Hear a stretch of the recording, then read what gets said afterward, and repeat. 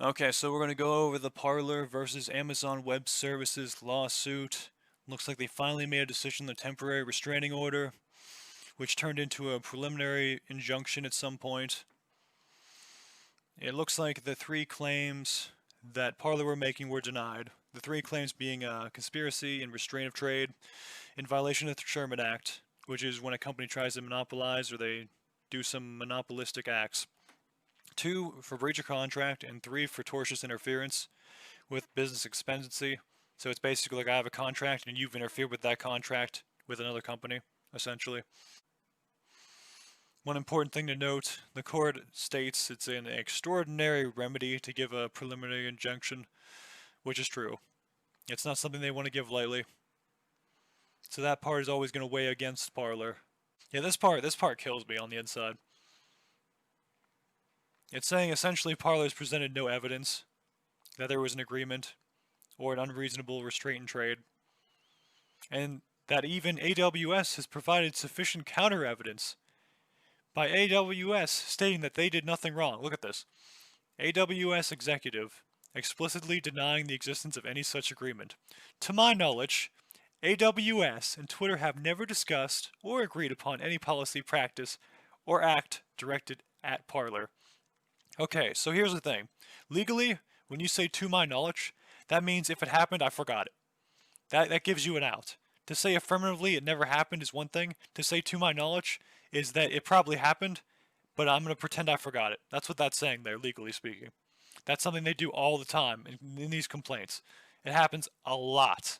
And this is the evidence, the counter evidence is an executive at Amazon saying, I don't think we did anything wrong. We never did that thing that they're accusing us of. Of course they're gonna fucking say that. What do you think they're gonna say? They're like, yeah, we did this. No, no one's gonna say that. And the judge is using this as evidence, like, oh, well, look at this compelling evidence. Someone at Amazon said this. It must be true. That is horrible. That's horrible evidence, Judge. That's really bad. That doesn't convince anybody that what you're doing is legitimate. All right, so here's the main argument, right? The crux of it, right? Pulling the plug on Parler, but leaving Twitter alone. And they're saying Parler and Twitter are not similarly situated. The judge is saying this. I mean, also AWS said this, right? And it's saying, well, this is unsupported. Unsupported how? How is it unsupported? Well, it's saying, okay, so we don't serve Twitter. That's what they're saying, right? But then you have all this shit here, right? What is this? You type in Twitter hosted by Amazon. Well, what is that? What is this? Huh? Twitter selected AWS to provide cloud global infrastructure to deliver Twitter timelines.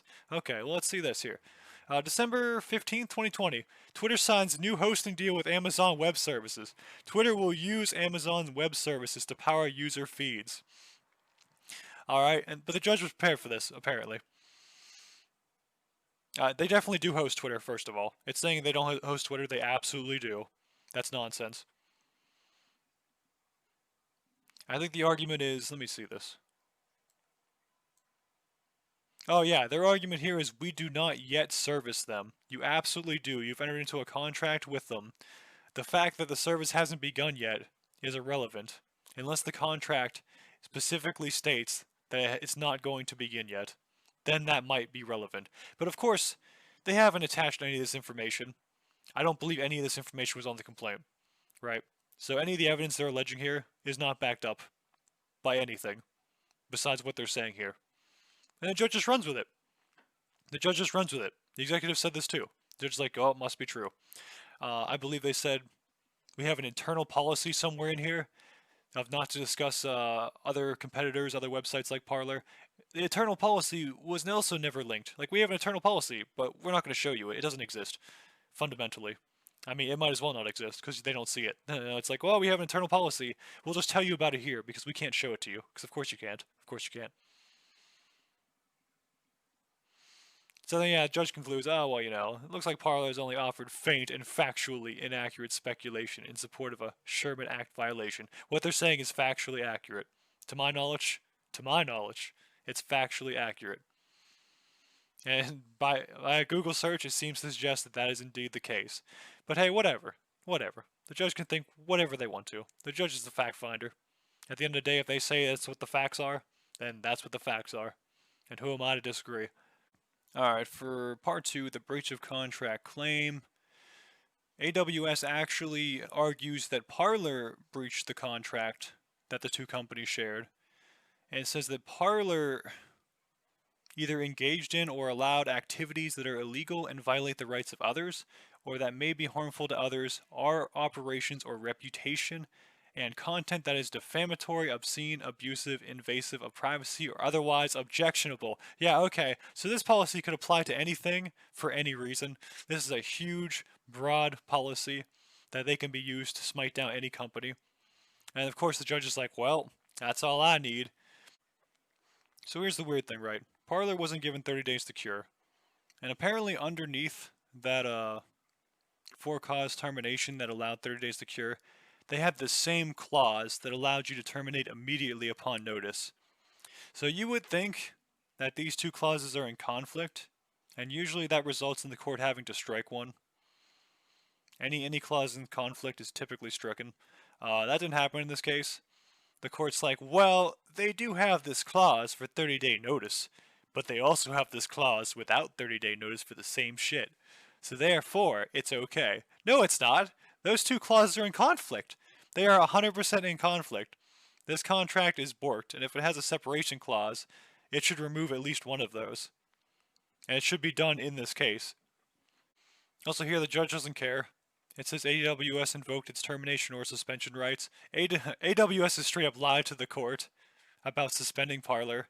They're like, yeah, we didn't terminate them, we suspended them.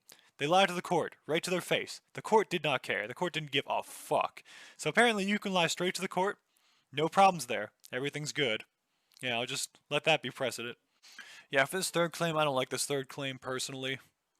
They're essentially arguing that Twitter coerced Amazon, or Amazon was coerced by Twitter to dispel with the contract. So somebody interfered with a contract that Parler and Amazon had. Whether they're arguing that Amazon interfered with the contract or Twitter did, doesn't really matter. Because they didn't have a lot of evidence to support this, and the judge didn't think so as well. This is probably the one thing I would agree with the judge on. There wasn't enough quite yet to substantiate this claim. There might be in the future if we ever get to discovery. It sounds like the judge hates all of these claims with a passion. So we'll probably never get to discovery, but if we did, I would think they'd be able to find something here. Assuming Amazon didn't burn it all. Yeah, this is probably the worst one, irreparable injury. The court even disputes whether or not Parler is going to suffer an irreparable injury from being shut offline for, what is it now? 1 week? 2 fucking weeks at this point? He's like, well, is that really an injury to your business that's only online and does microblogging? Is that really an injury to you? Well, here's what the judge says. Parler themselves noted that their harm will be substantially diminished by its admission that much of the harm would be compensable by damages. You know what the point of an injunction is? To make sure that those damages never occur in the first place. To my knowledge, that's how it works, right? Because let's say someone's going to unlawfully bulldoze your house, right? You're going to want to put an injunction on that act of bulldozing the house. Because otherwise, the house is gone. That is irreparable harm. That's what I believe it to be. So, to say, well, it's compensable by damages, so it's not irreparable harm. Well, by that logic, just about everything is. If he flattens the house, you could be paid with damages. You can be paid with money. But the house is gone. Just like Parler. So it's like, well, then nothing's irreparable harm or everything is, if you go by that logic. Right? Am I crazy on this one? Let me know. Yeah, so look at this shit. Serious questions about going to the merits and the balance of hardships, right? Looks like the court doesn't really buy the arguments of Parler. And for the balance of hardships, this is the craziest part, right? So secondly, while the balance of hardships may fall heaviest on Parler in the form of potential monetary loss, AWS has convincingly argued that forcing it to host Parler's users' violent content would interfere with AWS's ability to prevent its services from being used to promote, and in the events of January 6, 2021, have demonstrated even cause violence. Yeah, okay, so what's the evidence that Parler's caused violence? What's the evidence linking anyone at the riot to Parler? We don't have any. There was none provided here. And also, what is the liability? Let's assume that everyone on Parler was at the riot and they all participated in some sort of violent criminal act. Even so, what is the hardship to AWS? What's the hardship to Amazon? Will they suffer any legal consequences for hosting Parler as a result of that action. They won't. They won't suffer a damn consequence, not a damn thing. So I don't understand how you could even argue there's a balance of hardships. There is no balance. AWS is at no liability here, whether or not they remove Parler from their services. No liability whatsoever. So this is a bullshit argument. I don't know. This judge seems to be taking a shot at the events on January 6th, but more evidence suggests that those riots were organized on Twitter and Facebook than anything else. So this judge is actually an idiot. But yeah, moving on. Alright, so part E here. The court says Parler's not at this stage demonstrate a likelihood that it'll prevail on its breach of contract, Sherman Act, or tortious interference claim. It is therefore necessary that follows the claims do not support a finding that the public interest weighs in favor of granting the injunction. I would think it would suggest granting an injunction just for this line here. In fair and robust market competition, one company is essentially flattening another. But I think what the court is saying, they need to better prove their claims before that'll really matter. I'm not sure if that's true legally, but it does sound like the public interest would be concerned about one company crushing another. So a little strange there. I like this last part of page 12. AWS argues that an injunction forcing it to continue hosting Parler's platform would pose a risk to public safety. Yeah, okay, so there's still no evidence that anything on Parler caused a risk to public safety. We haven't had any evidence of the sort. I believe Ashley Babbitt used Parler in November, lastly, and she was at the riot. She was shot in the neck and died. She most recently used Twitter, though. So if there was anything, stemming from that result, it was most likely Twitter. But hey, whatever. Oh, I love this part right here. Okay, so the court explicitly rejects any suggestion that the balance of equities or the public interest favors obligating AWS to host the kind of abusive, violent content at issue in this case. This event was a tragic reminder that inflammatory rhetoric can move swiftly and easily, much more than any of us would have hoped, and turn a lawful protest into a violent insurrection. I don't think it was an insurrection. Okay, most of the people there weren't there to cause trouble. Somewhere. I don't think that's enough to be an insurrection.